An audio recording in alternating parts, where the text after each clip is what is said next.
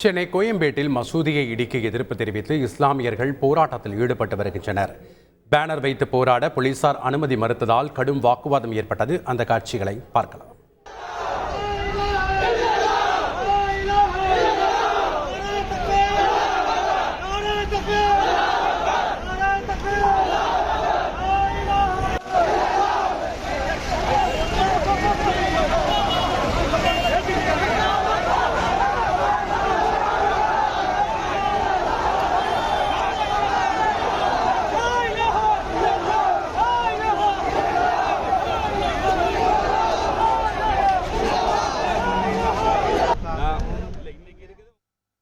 கூடுதல் தகவலை செய்தியாளர் சுரேந்தர் வழங்க கேட்கலாம். வணக்கம் சுரேந்தர், போராட்டத்தில் ஈடுபடக்கூடியவர்கள் முன்வைக்கக்கூடிய கோரிக்கைகள் என்ன? அங்க இருக்கக்கூடிய கள தகவல்களை பதிவு பண்ணுங்க.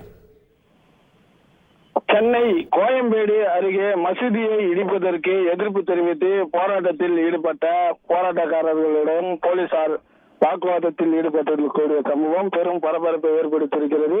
குறிப்பாக பேனர் வைத்து போராட முயன்றவர்களுக்கு பேனர் வைக்க அனுமதி மறுக்கப்பட்டுள்ளது என்பது இந்த பகுதியில பெரும் பரபரப்பை ஏற்படுத்தக்கூடிய சூழலாக திகழப்படுகிறது. சென்னை கோயம்பேடு சேமத்தம்மன் நகர், அதாவது 3வது செக்டர் பகுதியில மஸ்ஜித் ஹி ஹிதாயா என்ற மசூதி அமைந்துள்ளது. சென்னை பெருநகர வளர்ச்சி குழுமத்திற்கு சொந்தமான இடத்தில் ஒப்புதல் இல்லாமல் கட்டப்படுவதாக இந்த மசூதியை கடந்த 2020ஆம் ஆண்டு உள்ளூர் அதிகாரிகளால் இந்த மசூதியின் கட்டுமான பணிக்கு தடை விதிக்கப்பட்டது. இந்த நிலையில இந்த பணி தொடர்ந்து நடைபெற்று வருவதாக, இதனை அகற்ற வேண்டும் என நேற்றைய தினம் சென்னை மாநகராட்சி அதிகாரிகள் மசூதியை அகற்றுவதற்கான பணியில் ஈடுபட்டனர். இந்த நிலையில இதற்கு எதிர்ப்பு தெரிவித்து நேற்றைய தினம் மசூதியை சேர்ந்த நிர்வாகிகள் பலரும் அந்த பகுதியில அதிகாரிகளுடன் வாக்குவாதத்தில் ஈடுபட்டு மசூதியை இடிக்க கூடாது என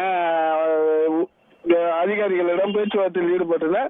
இந்த நிலையில இதற்கு எதிர்ப்பு தெரிவித்து இன்று கோயம்பேடு அலுவலகம் எதிரே, அதாவது தேர்தல் நடத்தும் அலுவலகம் எதிரே உள்ள அம்பேத்கர் சிலை அருகே சுமார் 200க்கும் மேற்பட்ட இஸ்லாமியர் அந்த மசூதியை அகற்றக்கூடாது, அதற்கு எதிர்ப்பு தெரிவித்து போராட்டத்தில் ஈடுபட்டு வந்தனர்.